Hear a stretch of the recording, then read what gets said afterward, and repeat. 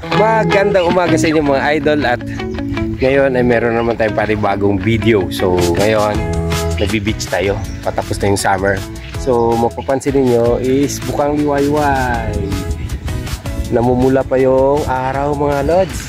So kakabagong akyat lang ng araw at napakaganda ng lugar tayo. Ipakita ko sa inyo, ikot natin yon. So andito tayo sa Hawili Beach, kasama natin may kasama tayo mga idol. Yan nga lang, parang nalulubog yung motor natin. Wait lang, yan, may kasama tayo. Ang kasama natin ay si Buki. So meron tayong boya. Ang purpose niyan sa atin is siyempre sa sitwasyon natin, baka mapulika tayo or kung ano man ang mga, yun lang mo yung may maaasahan ka dyan sa tubig. So magsiswimming tayo ngayon, mag ano to, umaga, malamig pa yung tubig, tapos yan, payapa ang tubig, maraming aso dito. So ganda yan. So baba natin si Buki at set up tayo, okay?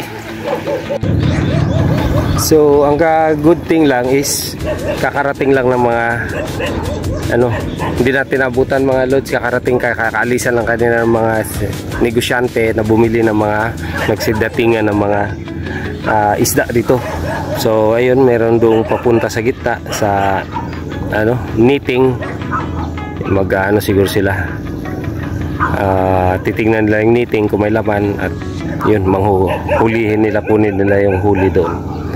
So ngayon, ito yung setup natin mga idol. Yan, so napakaganda. Umpisa na natin to. Ang ganda na ng taas na ng araw. Ayun, ganda ng araw mga idol, oh. Yan, napakapayapa. Ito yung maganda dito sa Hawili Beach sa Tangalan, Aklan. Pag gising mo sa umaga, dapat mag-alas 5:33 ng umaga mga idol. 5:33 ng umaga ngayon.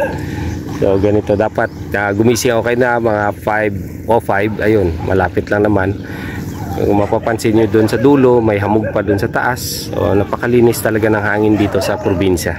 Ito yung buhay ng probinsya. Hi Buki! Ayan si Buki. Buki baby! Yan siya. So masaya siya dito. So pasyal-pasyal muna natin siya. Ayan, baby. Ay. So yan na muna mga lods. So see you on my next video. Salamat, bye bye. God bless po. Ride safe.